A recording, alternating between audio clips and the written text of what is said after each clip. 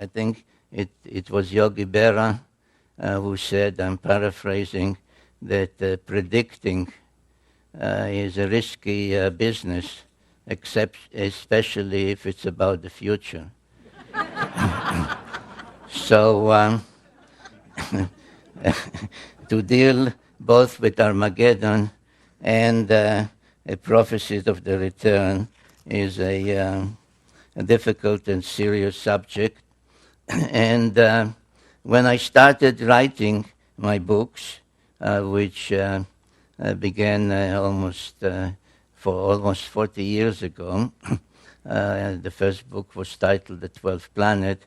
I knew then, almost 40 years ago, that whatever volume the final one in that series called the Earth Chronicles will be, it will have to deal with the end of days, which is the name given by the Bible, in the Bible, to prophecies of the last days, the end time, and any other way that the term in Hebrew, which is Acharit Hayamim, is rendered. And I really delayed writing that final book for two reasons. Number one is that I felt I need to do more research, and actually took another 30 years of research to be able to give a plausible answer, one which I believe is the correct answer, but at least it should be sufficiently documented to be plausible. And the other reason is that I don't know if everybody will be happy with the conclusions of that book, The End of Days. Certainly, I think many of those that are specializing in the subject of what's about to happen have focused recently on 2012 AD.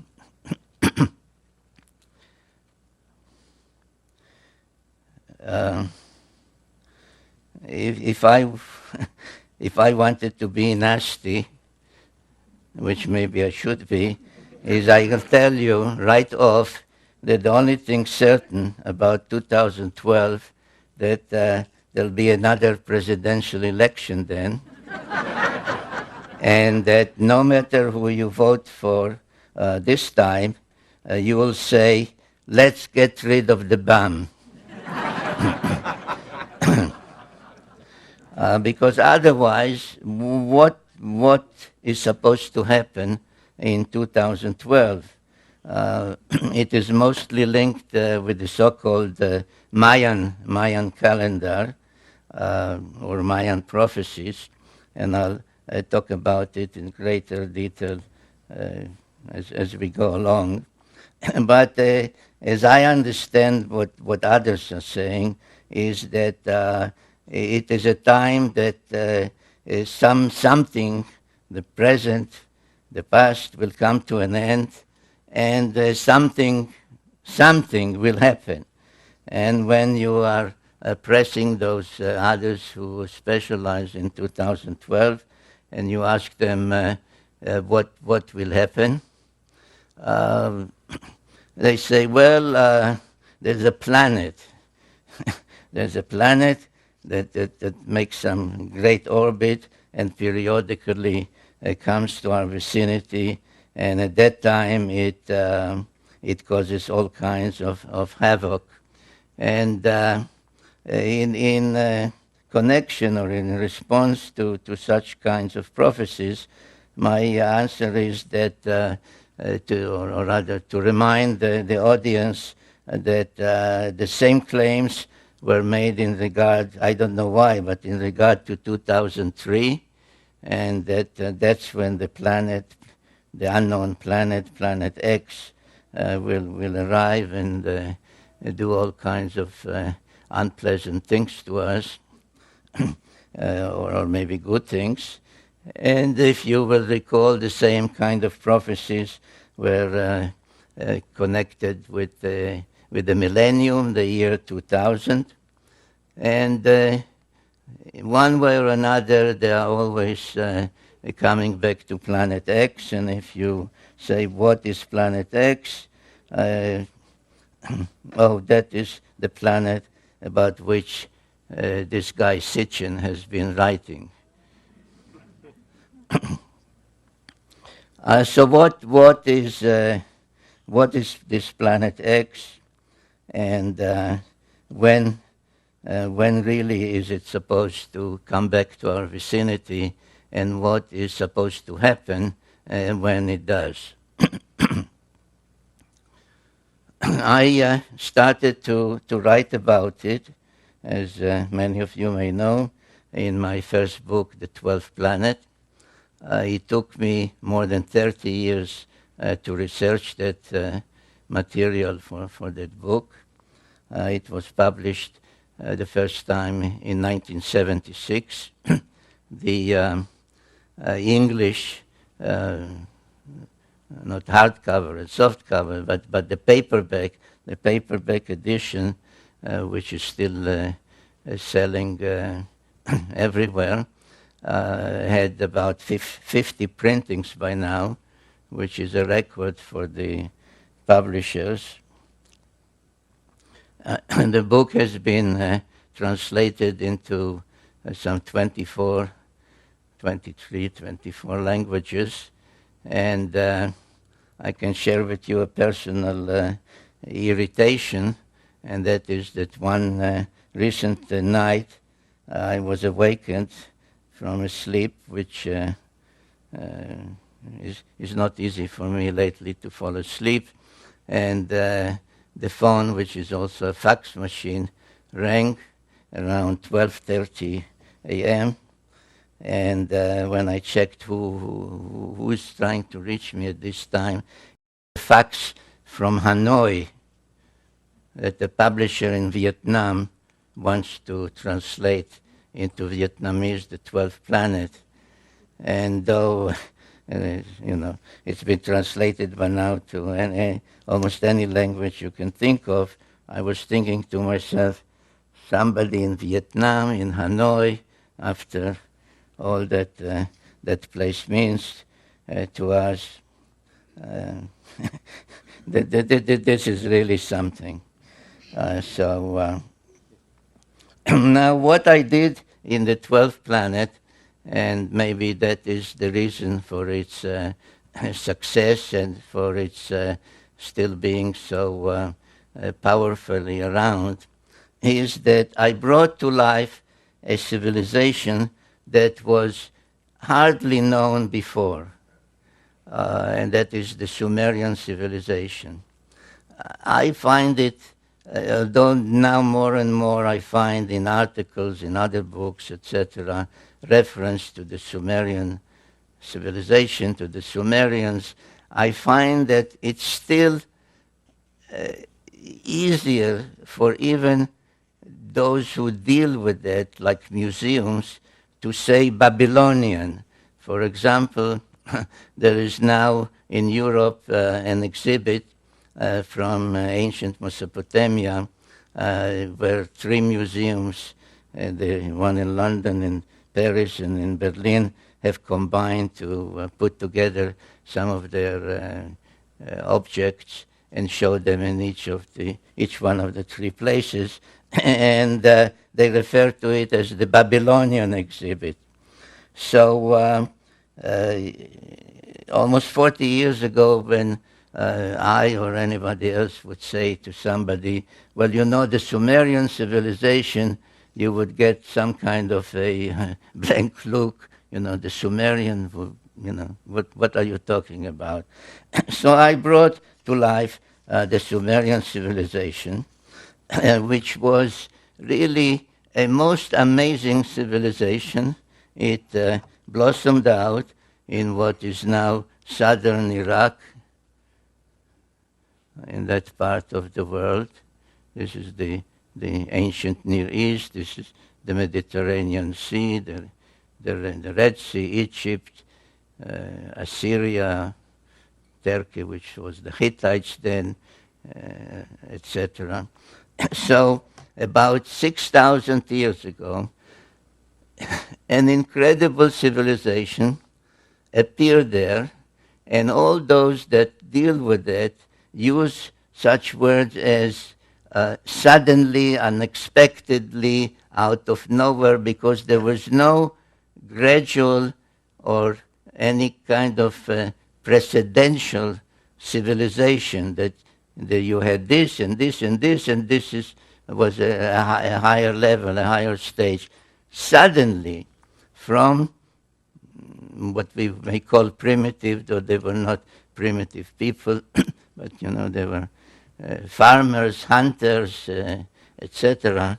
But suddenly there appeared cities, high-rise buildings,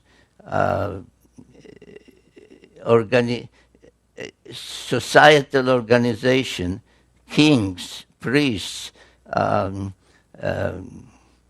codes of law, literature, art, music, musical instruments, all of that within a very short period, appeared about 6,000 years ago. And I sometimes find it necessary to ask people to stop for a minute and think, what is 6,000 years? So we are about 2,000 years removed from the time of Jesus. Now, that time was about 2,000 years removed from the time of Abraham. And then add to that another 2,000 years, and that's where we are talking about, where this great civilization appeared so suddenly. And without devoting the whole evening to that civilization and all the firsts to which we owe a debt. For example, if you look at your watch and you have 60 minutes in an hour, why do you have 60 minutes? Because that's the basic Sumerian mathematical system called sexagesimal base 60. They went from 1 to 60, and then like we go from 1 to 100 and 101, then they went from 1 to 60 and then 61, so there was base 60. A circle has 360 degrees. Why? Because it is 60 times 6. Indeed, the whole Sumerian mathematical system was based on that. 6 times 10 times 6 times 10, etc. So you had 6 and 60 and 360 and 3,600 and so on and so forth, up to very high numbers in going. Some tablets were found starting with mathematical tables with 2,196,000 and tables of division from that. So the legacy of Sumer, be it in the first wheel and so on and so forth, is really incredible. So, but I want to mention tonight at least three of their firsts. One is writing. And they developed a writing system called cuneiform, where the scribe using a stylus would make wedge-like symbols or indentations in wet clay, which when it dried would become a permanent record. I don't have a sample of a tablet with me, but let's say that this is a clay tablet, and I once held up a copy of my book, not this one, this DVD, and I said, which one of the two do you think would last another 1,000 years? The printed book or the clay tablet? And the answer is the clay tablet. So we have writing which of course meant a language and grammar and literature and epic tales and lullabies were written down, recipes. For example, in the book The 12th Planet, I give as an example a recipe for what the French call coq au vin, meaning a chicken cooked in wine. There were proverbs. It's really mind-boggling, but I won't spend the whole evening on that. So writing was one of them. Another thing was pictorial depictions. They took stones, mostly semi-precious stones, and made cylinders about an inch or so, sometimes longer, but basically about an inch, a cylinder of an inch, and would engrave, and nobody has figured out to this day how, in this hard stone, they would make an engraving in reverse, like a negative, which when rolled on wet clay would become a permanent a permanent depiction, the way we say print our presses, the rotary presses now, the newspapers. So literally thousands of cylinder seals, and even more so, their imprints have been found, and any museum worth its salt has these cylinder seals or their imprints on display. And those depictions tell us a lot, and I will refer to some of them. And the third thing that I would like to mention and stress this evening was high-rise buildings. They were the first to use bricks and to build high-rise buildings, like stage pyramids that would rise 100, 120, 160 or more feet high. Some think that these were the towers of Babel, mentioned in the Bible. Actually, it's not so, but every major city, Sumerian city, had a sacred precinct, and the sacred precinct had such a ziggurat, as they were called. And they were used primarily for astronomical observation. And indeed, their knowledge of astronomy, or in the field of astronomy, is one of the most amazing Sumerian legacies. And this is, for example, the imprint of a cylinder seal. You can actually see the seal in Jerusalem. There's a museum there called Bible Lens Museum. And this is, if you ask a regular scholar, what is it? They'll show it. He'll say this is a beer drinking scene, because the Sumerians were also the first to invent beer. And drinking beer was a social event.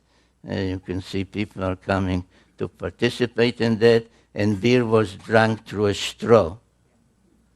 The way I understand in, say, in Latin America or in Argentina, they drink mate tea with a straw. But as many other cylinder seals, they were decorated with celestial symbols. And if you study this one, you find out that it depicts the sun, it depicts the earth and its moon, it depicts what we call the asteroid belt, which is a belt orbiting between Mars and Jupiter, and nobody knows or nobody, I mean, I say nobody because I do. Others claim they don't know how it came about. It's the remains of some planet that was destroyed, exploded, except that if a planet explodes, the pieces fly in all directions, and in this case, they orbit like a belt between Mars and Jupiter. So you also have Mars and Jupiter. Here's Jupiter. You have the asteroid belt, which we have discovered only in modern times. And beyond Jupiter, you have Saturn and its rings, which we did not know about until the invention of the telescope.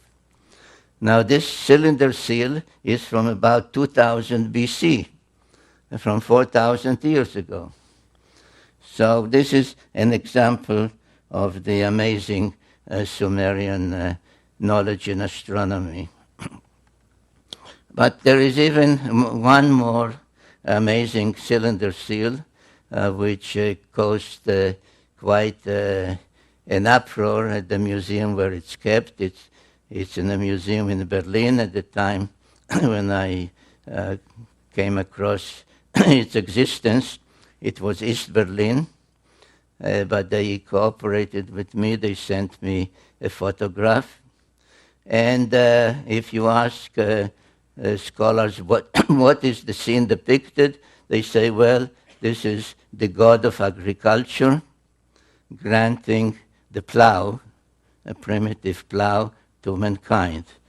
A representative of mankind is introduced by a lesser god to the main god who grants the plow. And just as an aside, I'll say, so you tell those same scholars at the museum or in any of their scientific magazines, say, so there was a god of agriculture and that's how you look. They say, no, that's a mythological scene. That's just mythology. But whatever it is, there is an interesting celestial depiction on this one, and this is what it shows. It shows a star surrounded by planets. Now, this arrow is my addition to enable comparison with our knowledge of the solar system. So we have the sun, not the earth, we have the sun in the center, surrounded by planets, all the planets we know of, in the correct sizes and in the correct order, except that here there's one more planet, right here, between Mars and Jupiter, where the asteroid belt is now. So according to the Sumerians, there was a planet there, probably, or one must conclude, the planet which apparently broke up somehow. Now, if you could get hold of Sumerian guy and said to him, what planet was that and what is the somehow, how did that planet break up? He'll say, well, that's you're asking me something that is been written about in one of our books. It happens to be a clay tablet, not the way we think of books. And that tablet is actually part of 7 tablets.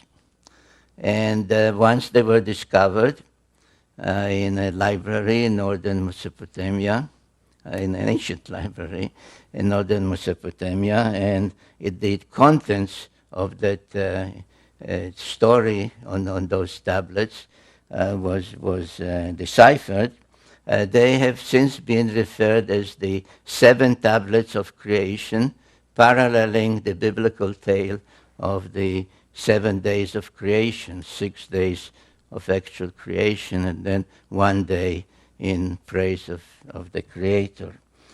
So this is one of the tablets, I think the 4th one out of the 7, known as the Epic of Creation.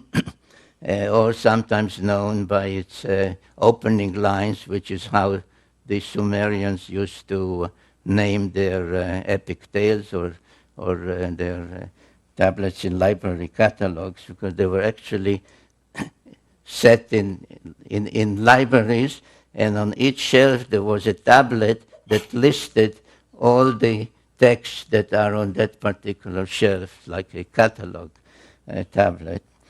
So no, it's not sometimes known by its opening words, Enuma Elish. Now, what does the Enuma Elish say? The Enuma Elish tells the story how the Earth came to be, how our moon came to be, how that extra planet came to be, and indeed how the whole solar system came to be.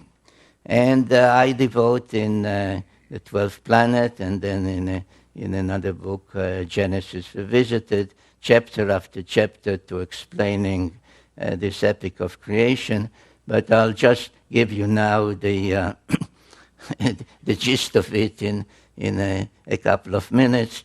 And they say that once the solar system began to coalesce, the way our modern scientists say, around our sun, and the various planets began to form, an invader, another planet, thrust out of some other solar system, passed near ours, but as it passed near our solar system, it began to be pulled in by the gravitational pull of all those other planets, and changed course. Now you will notice an interesting thing, that while all the other planets rotate in one direction, which is counterclockwise, as we say, this one orbits in the opposite direction, which being unusual is called retrograde. But as it was drawn in the opposite direction, inevitably it collided with one of the olden planets in our solar system, which in the Enuma Elish text is called Tiamat.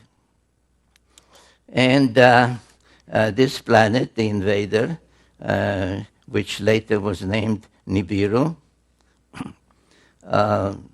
acquired various satellites or moons as it was passing by the other planets. Tiamat, which is treated as a female celestial entity, had 11 satellites, one of them quite large, unusually large, called in the tale Kingo. And when the clash finally occurred, it referred to in those texts as the celestial battle. Tiamat was hit twice, actually. This is just one of the drawings from my books. Was hit by some of the moons, the satellites of the invader, and was broken up. Half of it became bits and pieces, the asteroid belt, which those texts and the Bible in chapter 1 of Genesis refers to as the hammered bracelet, because it orbits like a bracelet around the sun. And the other half was thrust into another orbit, carrying with it Tiamat's largest moon to become our planet Earth and its satellite, the moon, an unusually large one as things go in our solar system. Now, without spending time this evening on the subject, but it's in my various other books. For example, you know what modern science says about our planet Earth, that all the continents used to be on one side. On the other side was just a huge cavity that was filled with water. and it's still called the Pacific Ocean. If you read about the origin of the moon, etc., it all corroborates, it all agrees with this Sumerian cosmogony. And now, what happened to the invader? According to the Enuma Elish, the Epic of Creation, the invader itself became a member of the solar system, a 12th member, because they counted the sun, the earth, its moon, and not 9 but 10 planets. So when I discussed with my first publisher the title, the suggested title for my book, the first book, The 12th Planet, I tried to explain to him that this is really the 10th planet, which is the 12th member of the solar system. And he said, Sitchin, we'll call it the 12th planet. So it is known as the 12th planet, though it is in reality the 10th planet. And all the Sumerian tales do include the planet we call Pluto as part of the tale.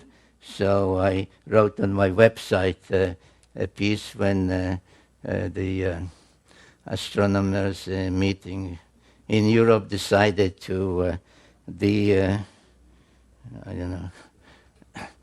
dethrone Pluto and said it's not really a planet, it's a planetoid, it's this. I wrote a piece on my website and said, let Pluto stay the way the Sumerians had it. So this is the planet that remains in orbit and has been renamed Nibiru. Now, on many Sumerian and afterwards Assyrian, Babylonian, and so on depictions, all the 12 members of the solar system are depicted, and you can see the sun, you can see the moon, you can see this Nibiru, whose symbol became the winged disk. You can see all the others with their symbol, and you can see the 7 dots, which is the symbol for Earth.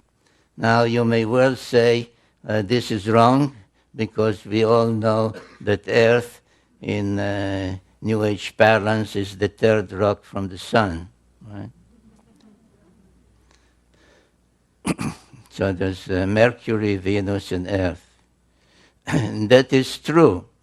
But if the Sumerian incredible knowledge was given them, was not acquired by them from their own observations without telescopes and all other modern equipment, if it was given them by somebody, let's assume for the moment, coming in from outside the solar system towards Earth, then they would say Pluto is the first. And then there's Neptune and Uranus. And then there's Saturn and Jupiter. And Mars would be the 6th planet. And Earth would be the 7th planet. So Earth is quite correctly depicted by the symbol of the 7 dots, the number 7. And this is something I would like you to keep in mind as we proceed with this presentation, because it is very significant towards an appreciation of the evidence from the past about the future. Now, the obvious question that anyone, including myself at the time that I started to research and investigate all that, would ask himself is, how could possibly the Sumerians know all that, that the sun is in the center, and that's how this solar system came into being, and there was an invader, and the invader has this great elliptical orbit, etc. And the answer again, it is written. It is written down they are not called tablets, they are called cylinders, square cylinders in this case.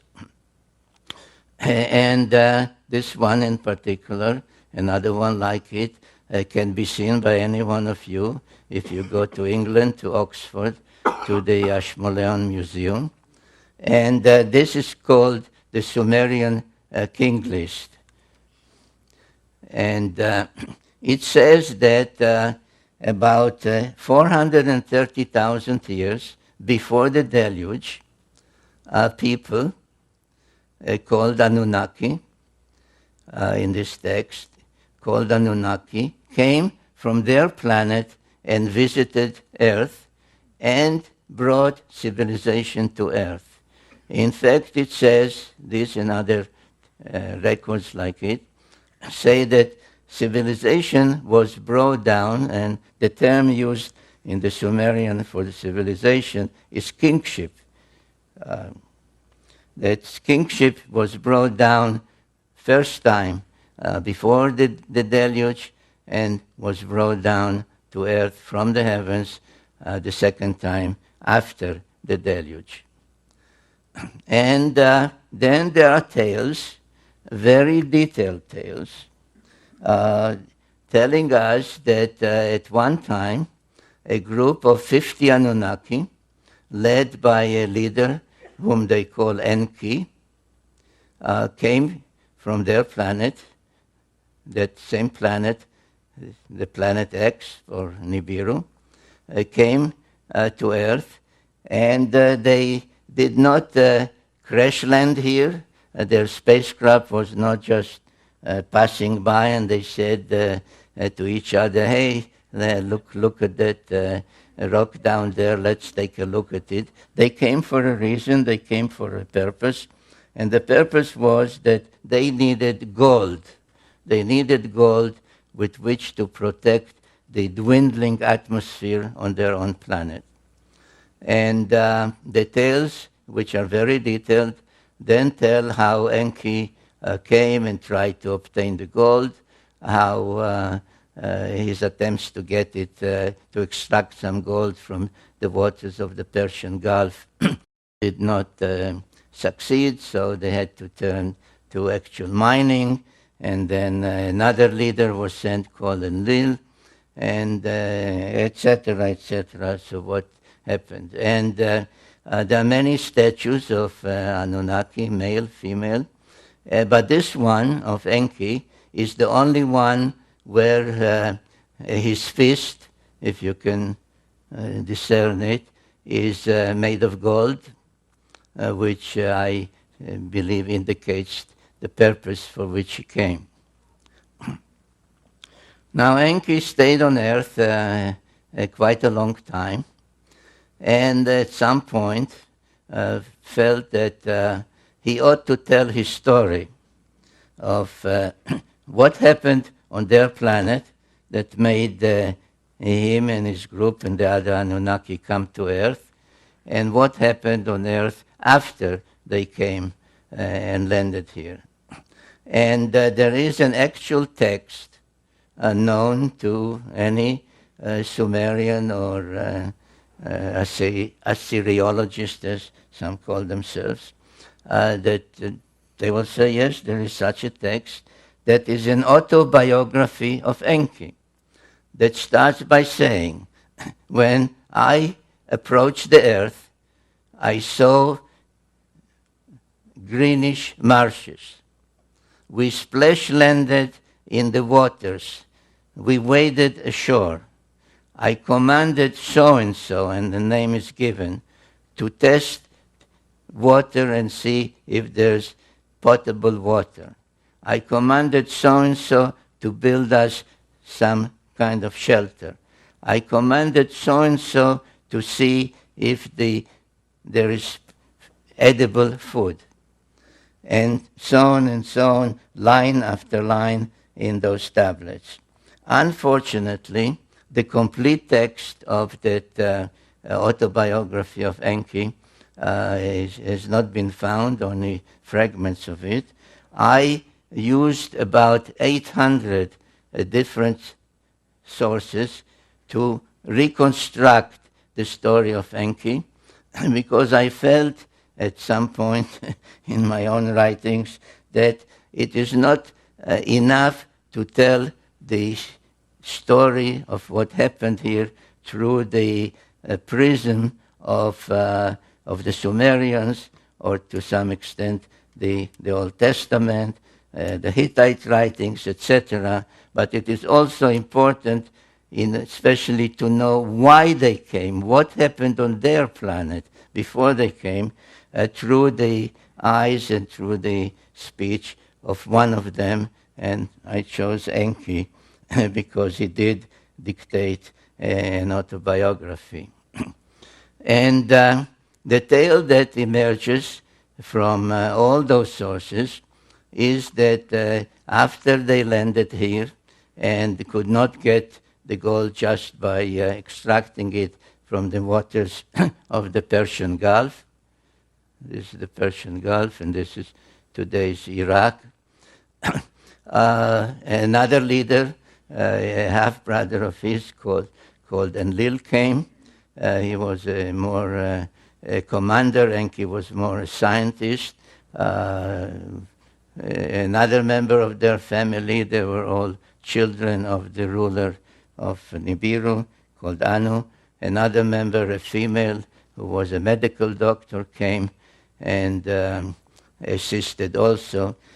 And they set up a settlement, or actually 7 settlements on earth, at a place that they called in Sumerian Edin, from which the word Eden, the Garden of Eden, comes.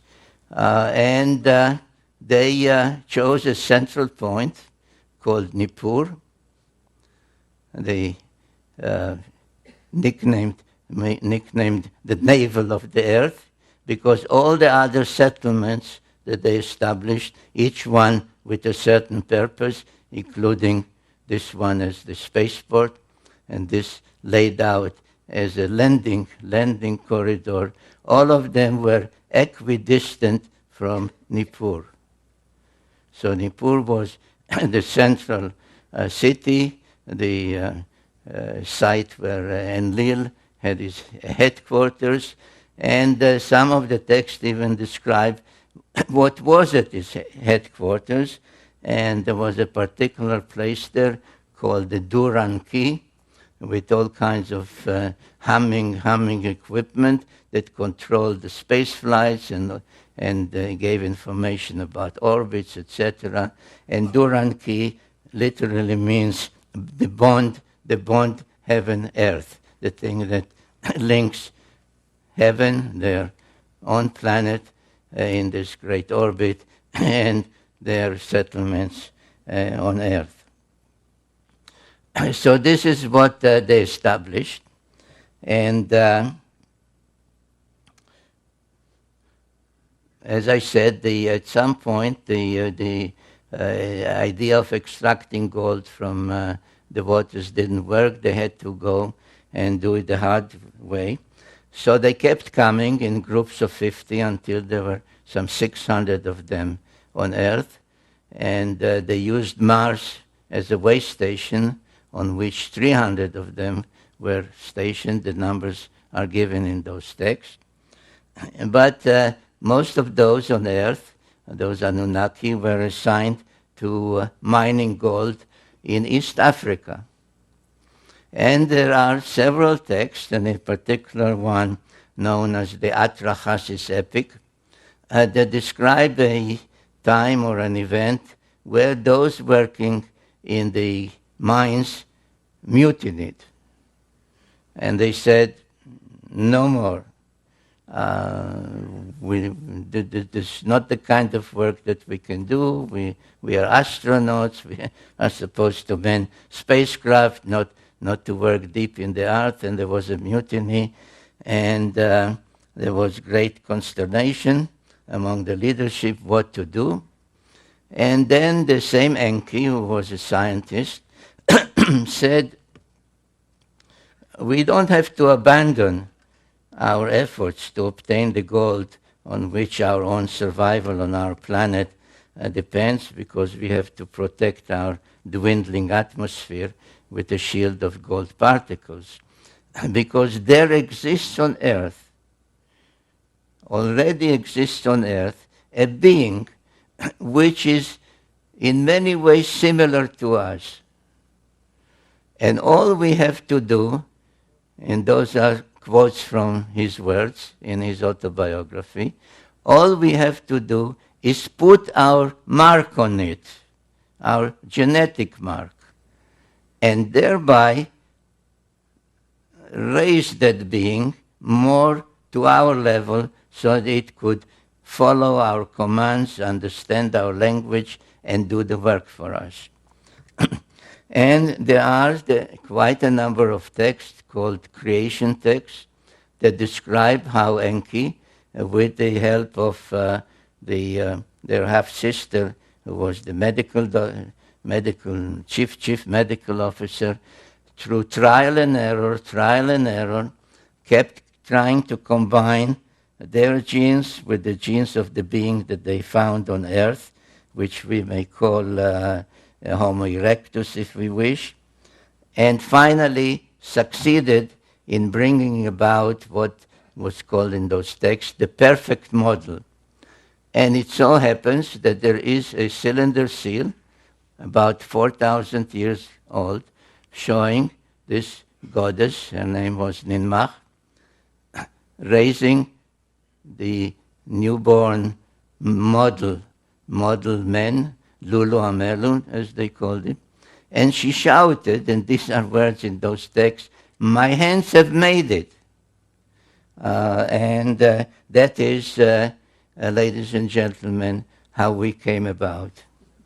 This is the long story, which I gave you as briefly as I could, of what the Bible says in chapters 2 and others of Genesis, that a group called the Elohim, which is a plural term, literally meaning the lofty ones, translated God, said to each other, "Let us," in the plural, "let us fashion the Adam." Adam comes from Adamah, which is earth, so Adam, literally earthling. "Let us fashion the earthling in our image and after our likeness." And this is essentially, in one biblical verse, what the Sumerian tales tell in quite a number of creation texts. And then after they achieved that and everything seemed to be in order, the deluge came and destroyed everything. So after the deluge, there are tales, by the way, Sumerian tales describing the deluge and its reasons and its what caused it, and why was one God angry and said, "Let mankind perish," etc., etc. But that's needs another evening. So after the deluge, when the water subsided, they had to restruct and recreate and restart everything from the beginning, and they could not do it anymore in the Edin, today's Mesopotamia or Iraq, because it was all covered with millions, or now one should say billions, of tons of mud, and nothing could be done there until the earth would take generations and generations to dry. So they shifted the whole project from where it was. If you recall, it was this way. Everything was anchored on Mount Ararat, the twin peaks of Ararat, which stand out as a marker, and laid out exactly the same idea of a landing corridor this way. Now they used as one of the facilities to to serve their purposes, a great platform that they had built here and that survived the deluge, right here. And again, using this notion of equidistance from there to the spaceport, which was here and here, to create the whole landing pattern, they chose a new mission control center, a new place for the Duran Key, right here. And this place is known today as Jerusalem. So Jerusalem, and I sometimes, either at seminars or when I took groups with me to tour these places, I would say to them, why is Jerusalem sacred? I say, well, it is sacred to Muslims because the tale is that Muhammad was taken from Mecca or Medina one night on a winged horse and brought to Jerusalem, and there he was taken aloft and visited heaven for one night. So that's. But why was Muhammad taken to Jerusalem? Why wasn't he lifted just from Mecca or Medina? Well, because that place was already known as a sacred place, because the Christians believed that that's where Jesus preached and was crucified, etc. So I said, so why was Jesus crucified in Jerusalem? He was born in Bethlehem. He came from Nazareth. Why Jerusalem? Well, because that's where the temple was. The Jewish temple, the Temple of Solomon. So why was the Temple of Solomon there? Well, people don't know.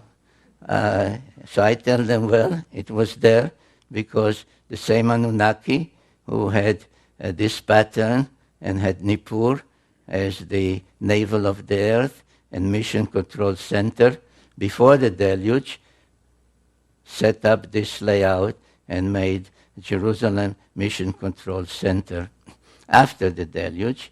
And equidistant from it is the spaceport and Twin Peaks, emulating the Twin Peaks of Ararat.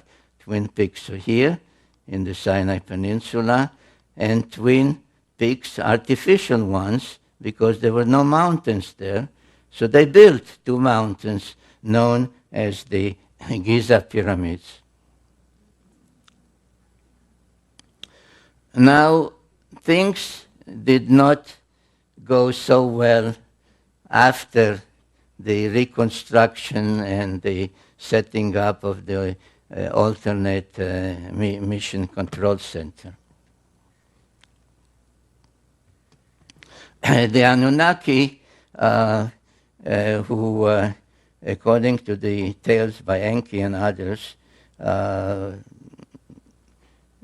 engaged in almost constant wars on their planet, had at the time a leader called Anu, but he was actually a usurper. He usurped the throne. And under the Sumerian sexagesimal system of 6 times 10, 60, etc., he ranked as the top rank 60. And his successor was a son called Enlil, who was given the rank 50. But Enlil was not the firstborn son. It was Ea, or Enki, as previously known as Ea, Enki, who was really the rightful successor, but he was demoted to rank 40, and so on. So there was a pantheon of 12, matching the 12 members of the solar system, and matching other 12, without belaboring it, 12 months of the year, 12 tribes of Israel, 12 disciples of Jesus, and so on. So 12 was a celestial number.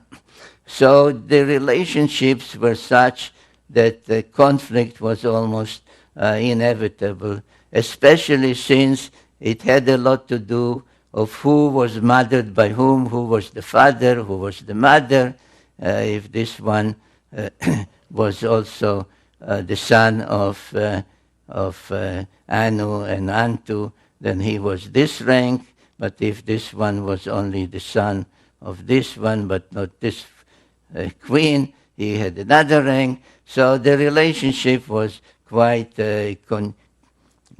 confused and convoluted and leading to conflict, which soon appeared on earth.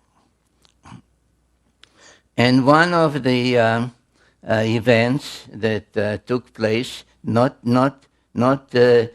too many, relatively too many years after the establishment of that great pattern of landing pattern in Jerusalem and the Space Force, etc., and the two artificial mountains in Egypt, was that wars broke out.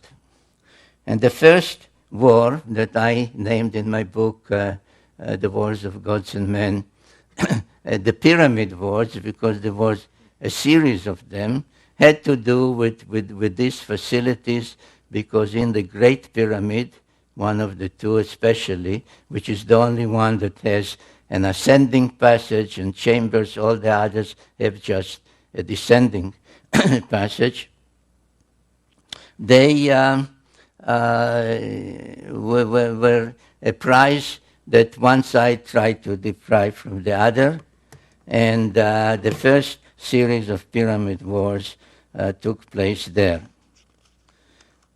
In that particular war, the two main protagonists were the main son of Enlil, called Ninurta, and the main son of Enki, called Marduk. And in that war, it was Ninurta who was the victor, and his victory was commemorated in some cylinder seals and other depictions. This was his symbol, the eagle, and this was his victory's depiction, how he won the war over the two pyramids, and another depiction where you see actually all three pyramids.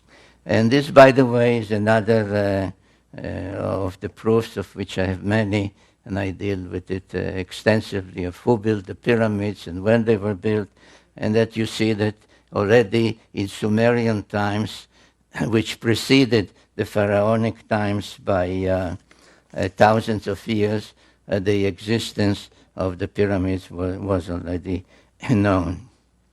Around 2900 BC, a Sumerian king called Gilgamesh went in search of immortality. Now, the whole business of immortality doesn't really exist, because all the tales tell us that these so-called gods, the Anunnaki, were both born and died. And there are tales about both birth and death. But it is all relative. That's why the Greeks called the gods, they borrowed the Sumerian pantheon, they called them the immortals. But it was only a difference in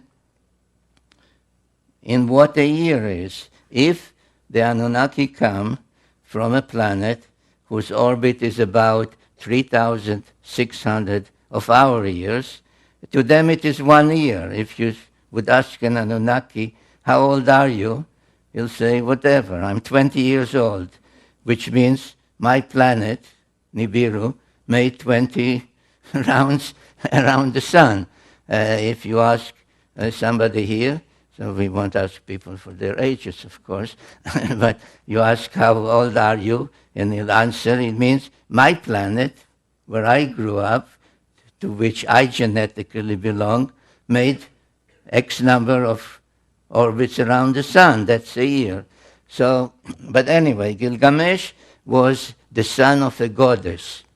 And he came to his mother, and he actually was not only a demigod, but he was two-thirds divine because his mother, not his father, his mother was a god, a goddess.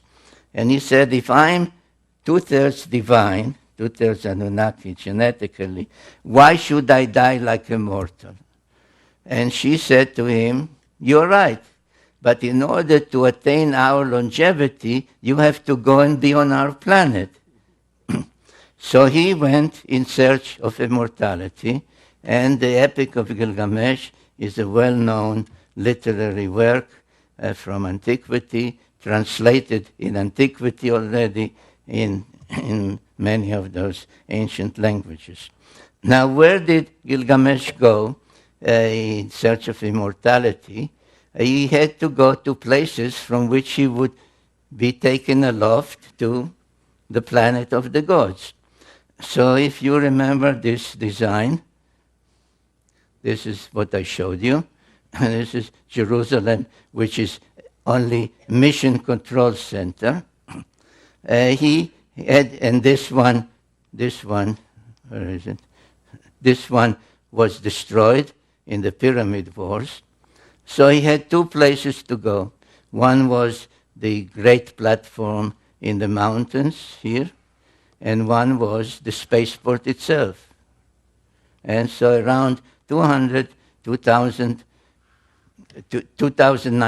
BC, almost 5,000 years ago, he went in search of a place to be taken aloft and join the gods on their planet.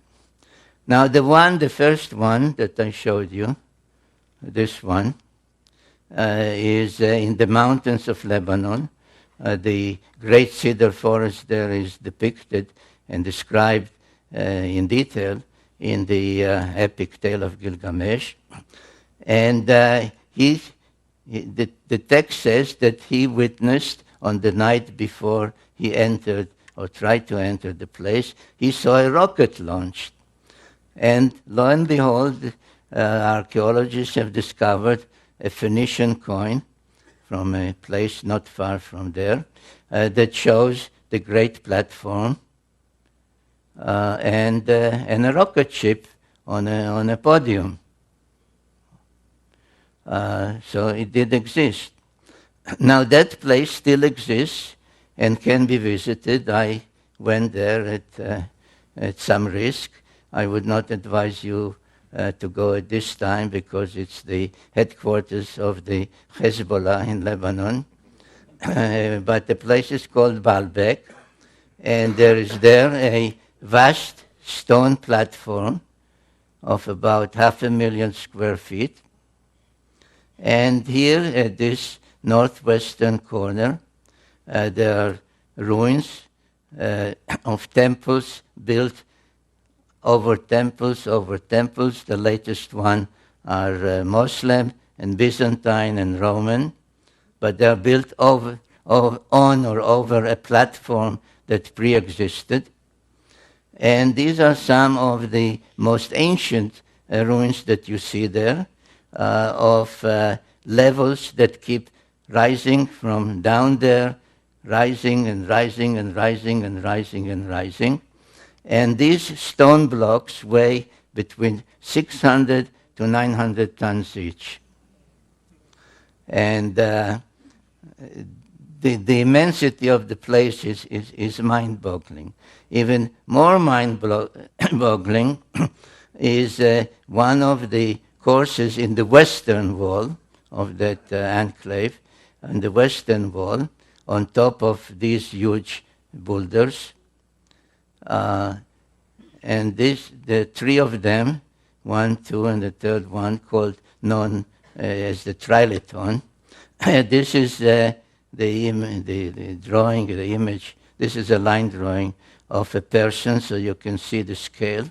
So there are three of these huge stone blocks lying in one of the courses, one of the levels, next to each other. And they weigh 1,100 tons each.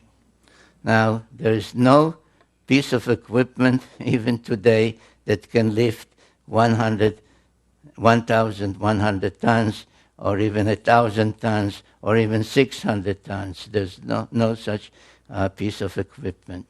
Yet, and this is a photograph, by the way, I think, can you see that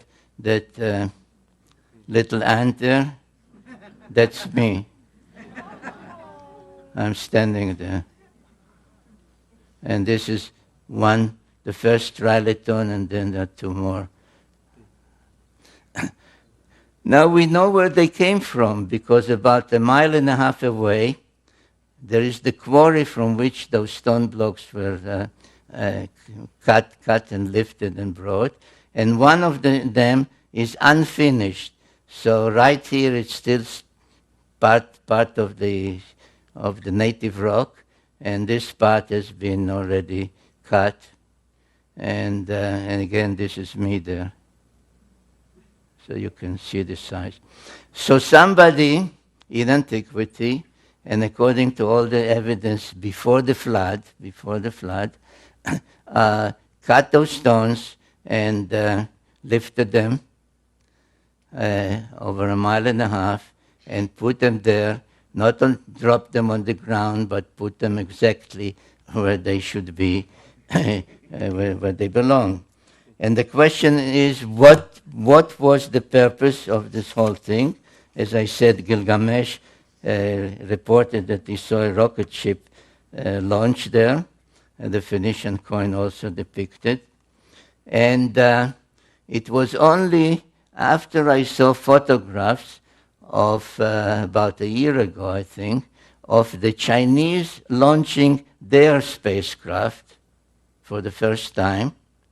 Now, we are used to launch towers made of metal and so on, but this is also built out of some kind of stone. So I have no doubt that what we see there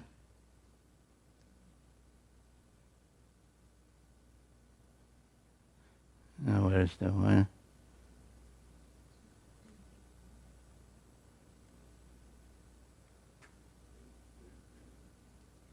Right, because this is exactly the same thing as the Chinese have built, because this starts somewhere there and goes down and down and down and down to well below ground. So this was a launch site to which Gilgamesh went around 5,000 years ago in order to be lofted to the planet of the gods, Nibiru. But he failed. There's a whole tale that he had a companion, and they killed the sacred bull, the bull of heaven, and had to escape for their life. So it didn't work. So he didn't give up. He went to the other destination, which, if you recall a previous slide, was the spaceport in the Sinai Peninsula.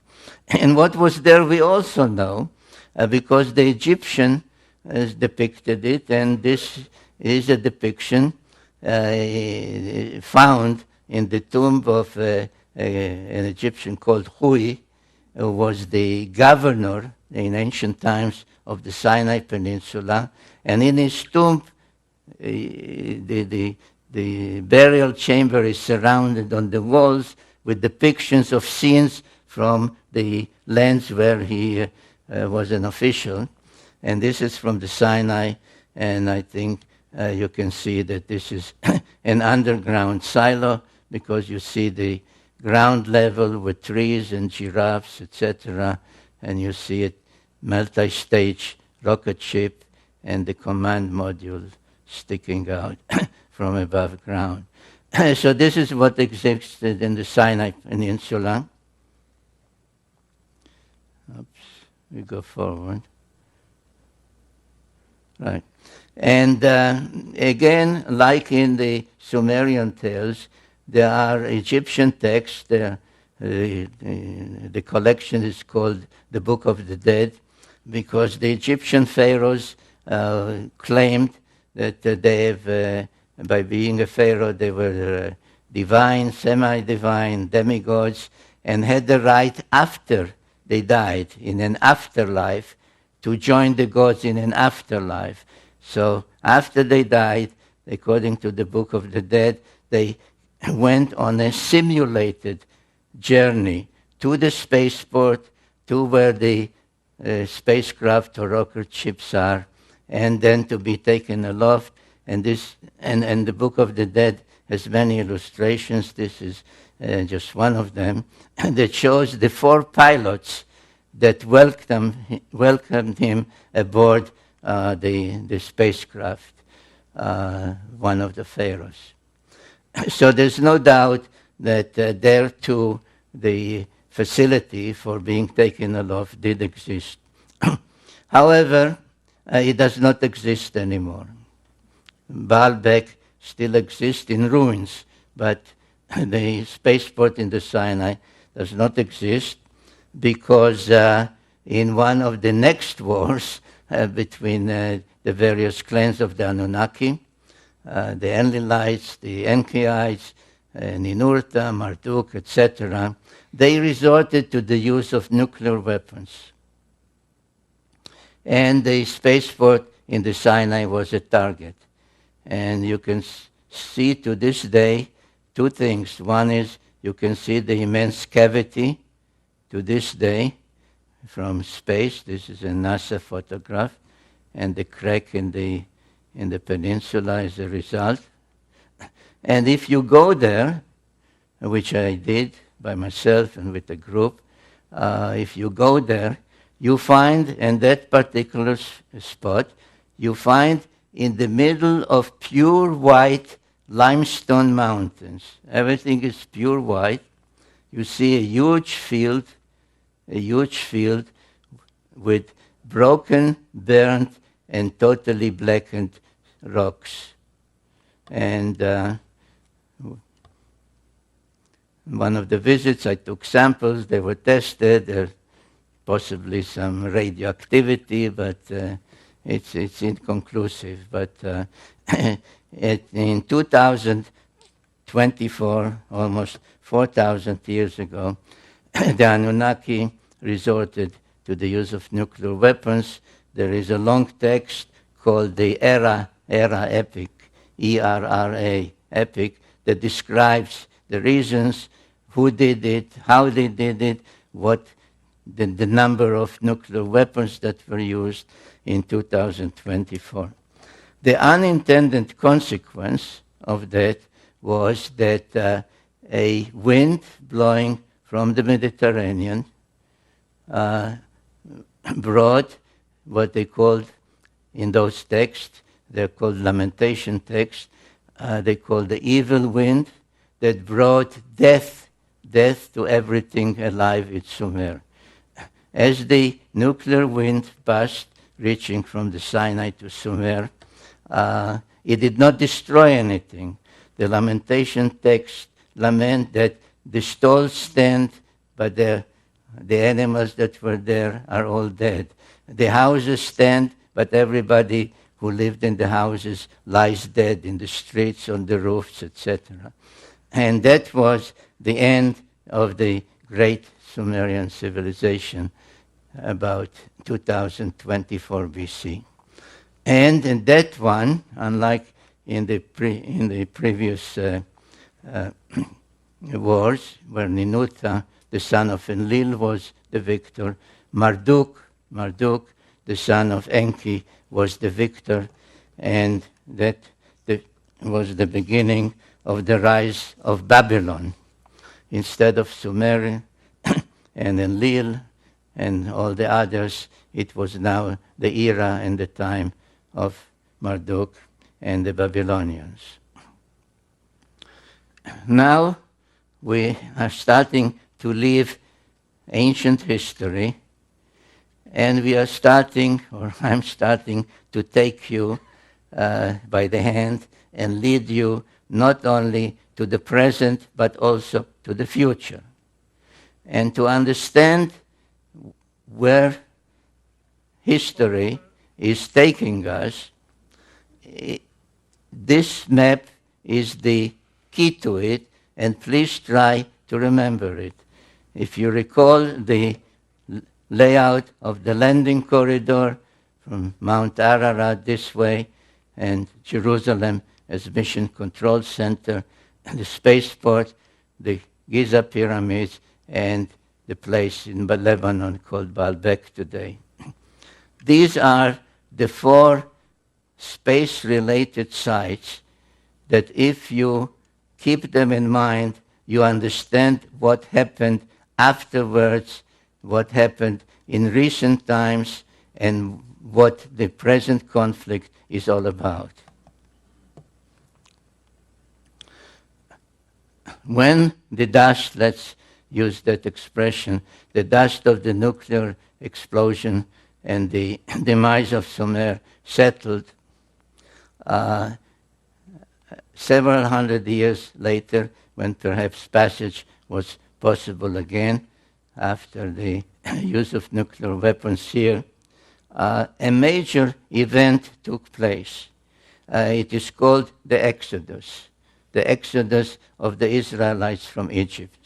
And the Bible says that after about 400 years, God remembered. He said, oh, by the way, I forgot all about those people. There was this guy, Abraham, and I promised him a certain land, the promised land. I made a covenant with him. And then I forgot all about it. But now it's time to fulfill my promises.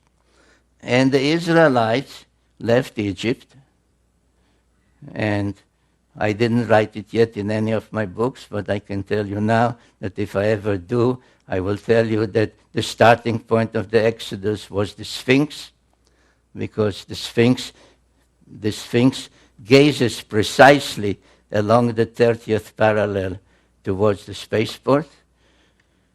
There was, of course, no more spaceport there, but the mountains remained, and the mountain which held the various facilities was there, and the Bible calls it Mount Sinai, the mount in the Sinai Peninsula, Hara Elohim, the mountain of the gods, of the Anoynnaki.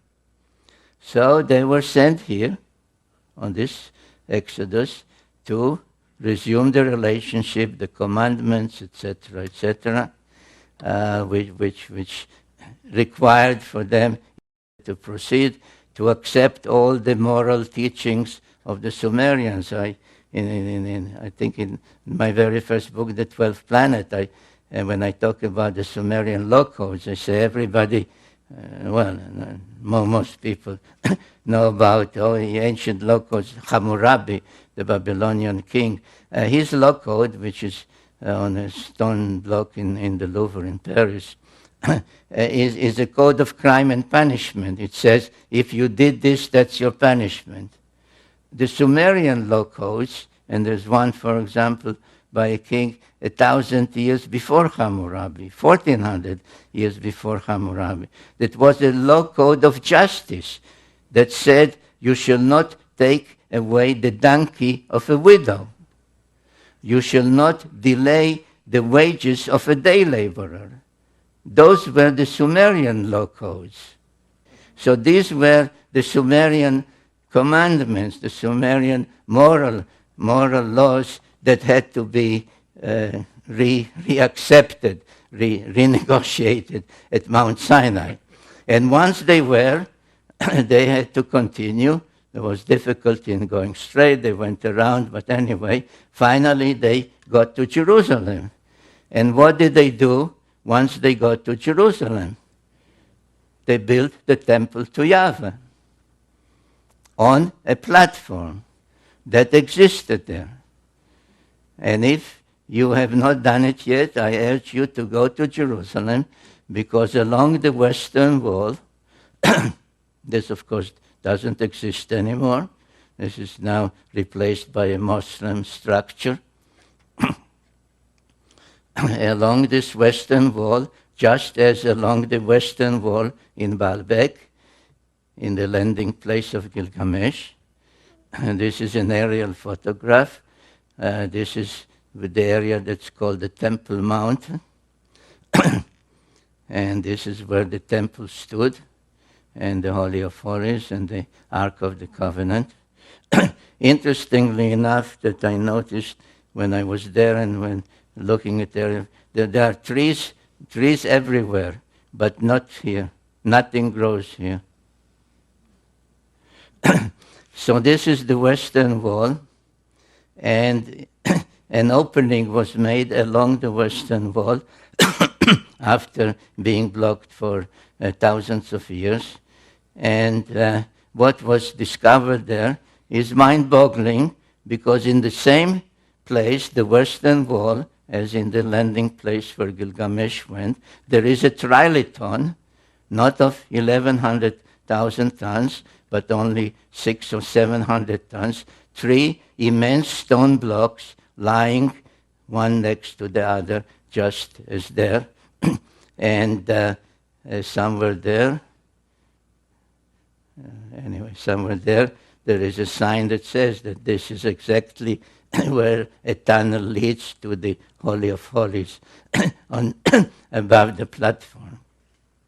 This is another shot of the trilithon in Jerusalem. Now, when Yahweh, the God of the Bible, commanded David and then Solomon to build a temple exactly on a pre-existing platform, this is what he said. These are exact words in translation. And I cannot read from this angle. Will anybody read out loud, please? Thus has said the Lord Yahweh, this Right. is Jerusalem. In the midst of the nations I placed her, and all the lands are in a circle round about her. Well, in the midst of the nations, in the center of the circles. Well, that could not be more explicit that this is the layout of the Mission Control Center. Now, at about the time that the Hebrews, the Israelites, were restoring the platform in Jerusalem, other things were happening in the adjoining countries, especially those countries that followed Marduk, the Babylonian one. In Babylonia, on cylinder seals, the sign of the cross began to appear.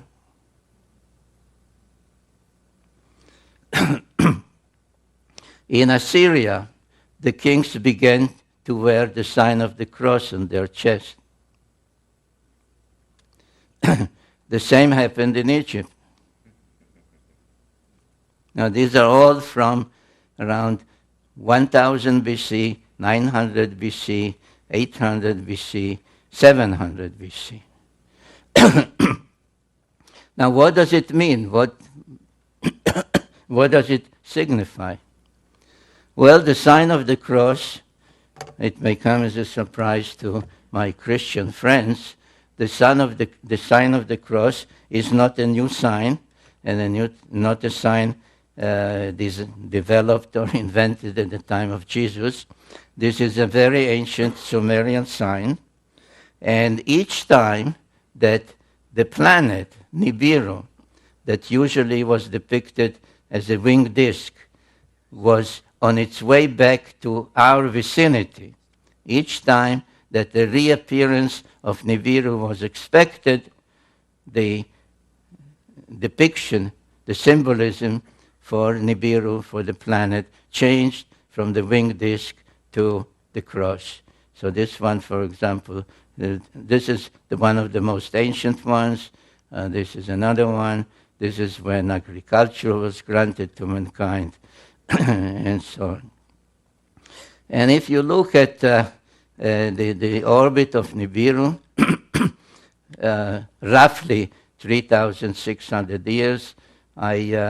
In my book, The End of Days, I explain why the orbit might have become a little shorter, only 3,450 years. But anyway, we can work with this 3600, which is a good round number, and part of the sexagesimal system.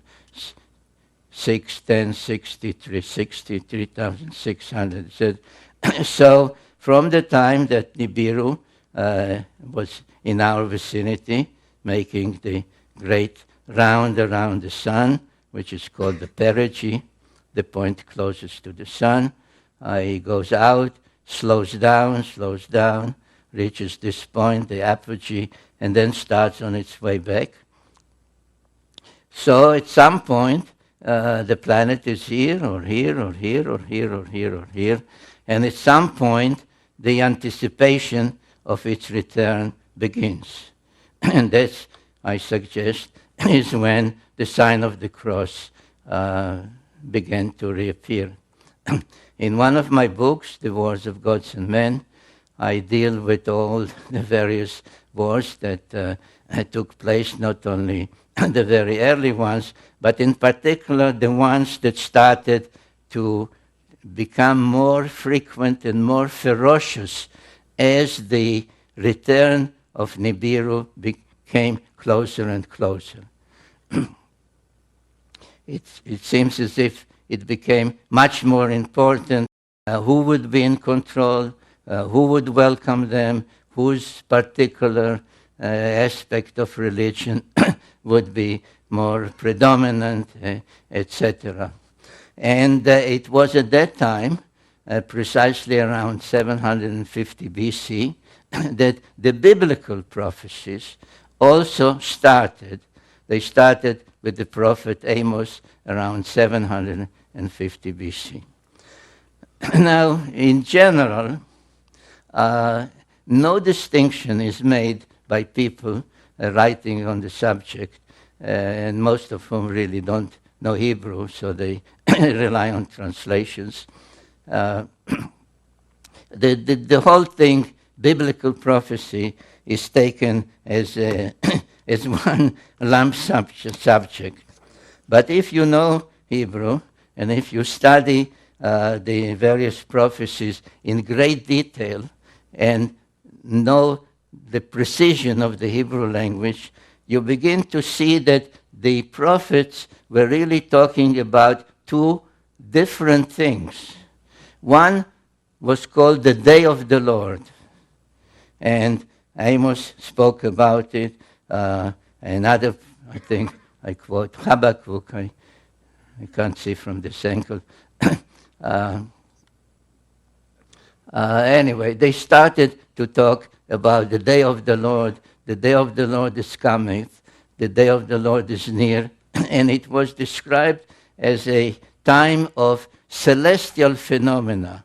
There would be darkness at noon. You will not be able to see the stars at night.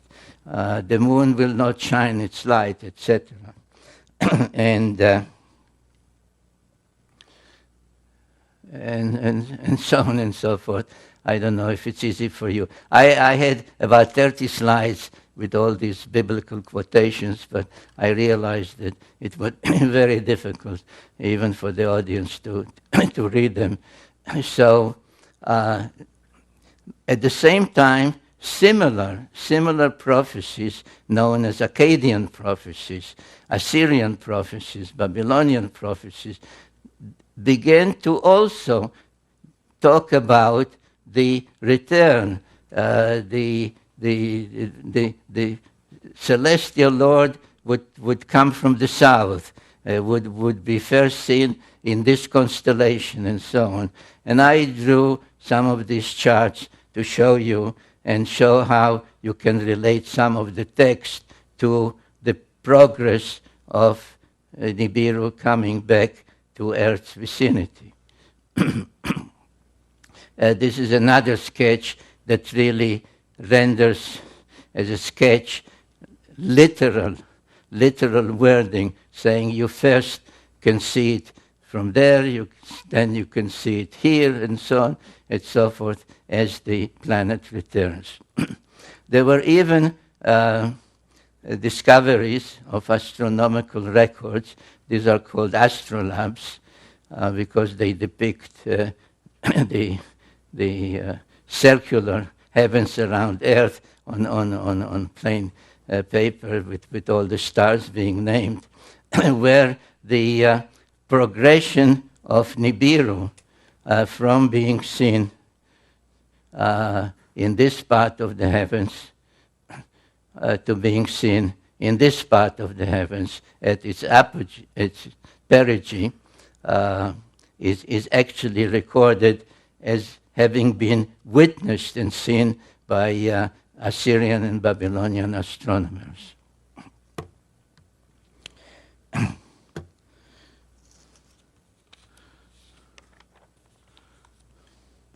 Well, this is one of the texts accompanying one of the astrolabes.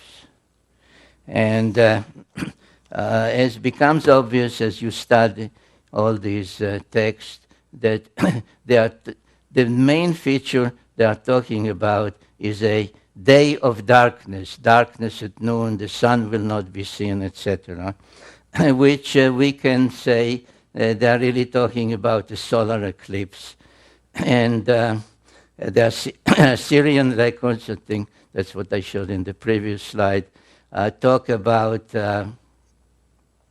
a darkness at noon and an eclipse at an unexpected time, because all these eclipses could be predicted. They had enough knowledge to predict solar eclipses, lunar eclipses, etc. So in exactly 556 BC, and this is a sketch, a sky map prepared by NASA, not by me, in 556, an unusual and unexpected eclipse, darkness at noon, took place. And it is my conclusion in the book, The End of Days, that is exactly when Nibiru last was near Earth and created that eclipse. So if you go back to the problem posed by 2012, and you say, well, 2012 is when Nibiru is expected to return and do this or do that, and be a good omen or bring harmful things, will be the apocalypse, the end. It does not work, because the last time that Nibiru was near Earth was 556 BC, and if it has an orbit of about 3,600, 3,400, 3,500 years, it ain't coming back in 2012.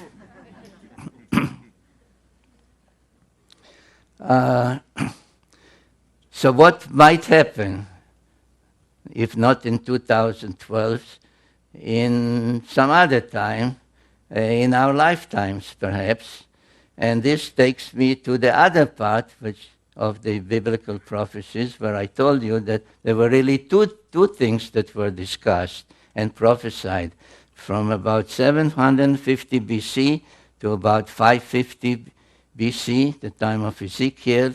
They spoke about the day of the Lord, the celestial Lord. It's coming, it's nearing, it's coming from the south, it will darken the skies, etc., etc. But then the other part, they switched to a term called Acharita Yamim, the end of days, which some translate end time or any other way people want to translate. But the time, the question is, what do we mean by time? But whatever we call time will come to an end. And we have to remember, and this is the purpose of this slide, to show you that the Anunnaki were coming and going between their planet and the Earth, not necessarily when Nibiru was closest to Earth. As a matter of fact, they could not do that, because it is at this point that the planet, their planet, that slows down here, gains speed and moves fastest around the sun. So the only way they could come here was if they left their planet ahead of time and speeded ahead of the planet and were here and then rejoined their planet, or when the planet was starting on the way back to slow down, then they would, as if literally, fall back towards the sun and come to our vicinity. So there were all kinds of ways, and there are tales. There are tales about this god, this goddess. There is a tale about a king called the Tana who was taken to heaven. He was afraid to continue the trip when he started to see the earth become smaller and smaller. There was one of the sons of Enki by an earthling woman called Adapa, who was taken for a visit with Anu in heaven, taken and brought back. So he did not stay 3,600 years on Nibiru. So comings and goings are possible even when Nibiru is not precisely at its closest to us. And what did happen in 556 BC, when so many of the other nations expected the Anunnaki to show up again, is that instead of showing up, they left. I don't have the slides here, and I'm not intending to spend more time because I'm way beyond my time already. But in the book, I suggest that the point of departure was the famous Nazca lines in South America. But what is without doubt known, and this is perhaps part of the Mayan prophecies, is that the chief deity of Mesoamerica, whom the Aztecs called Quetzalcoatl, the Mayan called Kukulkan, which all meant the plumed or the winged serpent. Before he left, he said, and this is written down, he said, I will return, I promise to return. And he promised to return at a certain point, which is related to the Mesoamerican calendars. Now, the so-called Mayan calendar, where the whole business of 2012 appears, is really a calendar called the Long Count, which was started not by the Mayas, was started by the Olmecs, people from Africa who were brought over by Quetzalcoatl, that I identified as the Egyptian god Thoth, were brought over in 3113 BC. And this is the calendar that the Mayas used. The whole business of 2012 is based because the calendar, its various symbols depict 1 day or 20 days or 360 days, etc. And this is called this one is called the Baktun, and 13 Baktuns will culminate in, by some calculation, 2012. Now, it depends how one calculates, because it depends if you divide the days by 365 or by 360. One way that has been suggested only a century ago really arrives at 2087 as the Mayan 13th Baktun. But in general,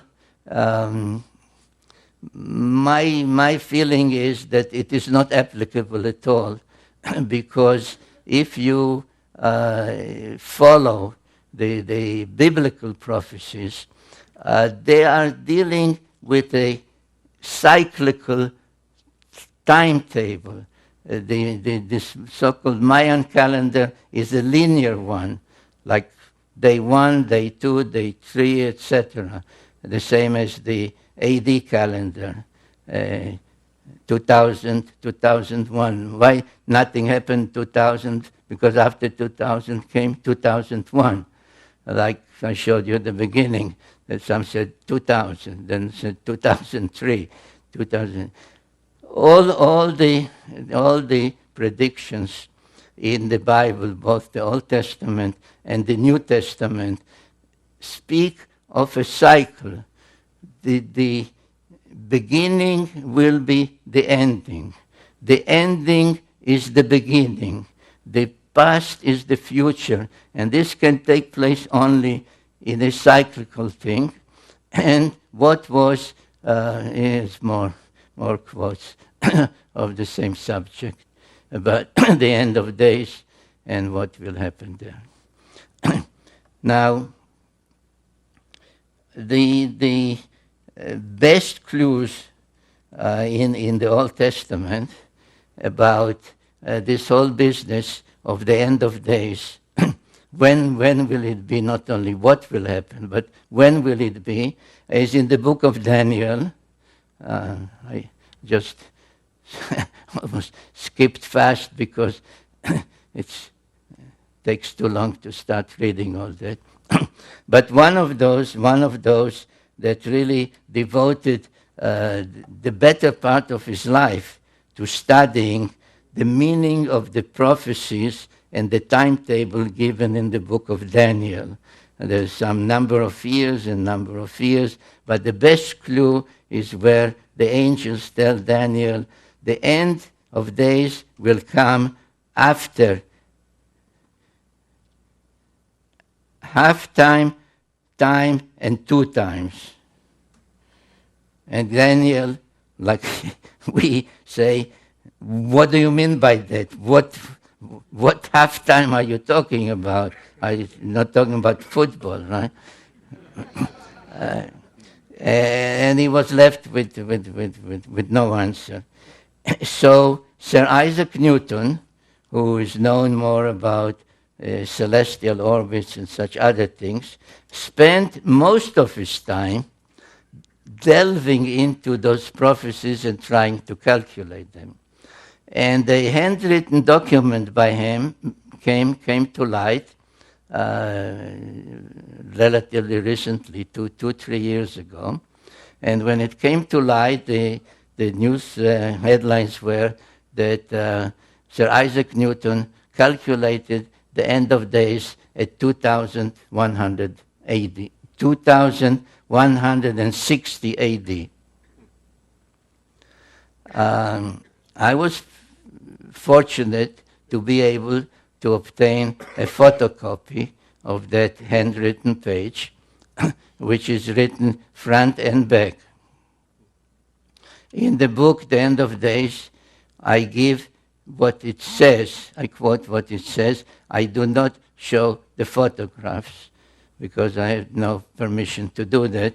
So you are now seeing, you are the first ones to see the photograph of the handwritten document by Sir Isaac Newton. And he calculated also in 3 ways. And the number 2160 does indeed feature heavily in his calculations. But when I looked at his calculations on the back of the page, I said, oh my God, he is talking about zodiacal times. Because one of the things, again, a so-called Sumerian first, was the devising of the zodiac, of calculating how the earth on the first day of spring here, after a full year, does not precisely return to where it was, but is slightly retarded. The retardation amounts to 1 degree of 360 in 72 years, and a 30-degree zodiacal house, therefore 30 times 72 is 2,160. So the mathematical zodiacal time is 2,160 years. And there's no doubt, though, the beginning of the zodiac is attributed to the Greeks, that the Sumerians knew it.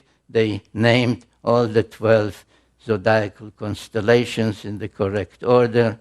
This is all Sumerian names. They depicted them the way we still use to this day. So there's no doubt that they knew the zodiacal times. But again, as with other things, how could they? How could any immortal Sumerian not only measure the delay of 1 degree in 72 years, but of 30 degrees of the shift from one zodiacal house to another in 2,160 years? And the answer is that, again, this was a Anunnaki device and not a Sumerian device. And what is important to keep in mind is that the time scale, so that's perhaps when the angels told Daniel, time, half time, 2 times, that they were talking about divine time, the Anunnaki time, is because I ask myself, and I give that answer also in the book, The End of Days, is what prompted, what caused the Anunnaki in 2024 BC to resort to the use of nuclear weapons? What was the problem? And the problem was that Marduk said that the age of the bull, the age of Taurus, which was the age of Enlil, is ending, he said, and my age, the age of the ram, the age of Aries, is beginning. He claimed that this is the correct zodiacal scale. So he said around 2200 BC, the age of Enlil, the age of Taurus, has ended, and my age, the age of Aries, has begun. The others, and this is all in those texts, by the way, the others said to him, no, you are wrong, because don't go by some chart. Look at the heavens. In the heavens, on the first day of spring, we are still in the age of the bull. We are still in the age of Taurus. Why? Because the three zodiacal constellations of the bull, of the ram, and of Pisces are not the same size. So, though Marduk claimed that his age has already begun, it was still observationally, really in the heavens, the age of Enlil, of his rivals, Ninurta, and so on. So this was such a bitter fight that they resorted to nuclear weapons to deprive each other of the spaceport. Now, there is another cylinder seal. It is at the Hermitage Museum in Russia. There's no doubt about its date. It's 2500 BC. And it shows, in my opinion, without doubt, an astronaut on the 6th planet, which is Mars, greeting an astronaut on the 7th planet, which is Earth. You remember, I asked you to keep it in mind, Earth and its moon. And between them, there is a spacecraft. So, a return of the Anunnaki with a stopover on Mars, one greeting the other, has occurred. And there is a date. There is a date on this cylinder seal. Do you see the date? Pisces. the age of Pisces.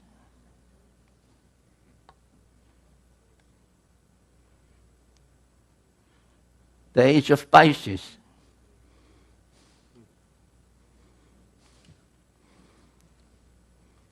So does this mean that the return of the Anunnaki and the end of days, with its 2,160-year calculation, will still come about this century?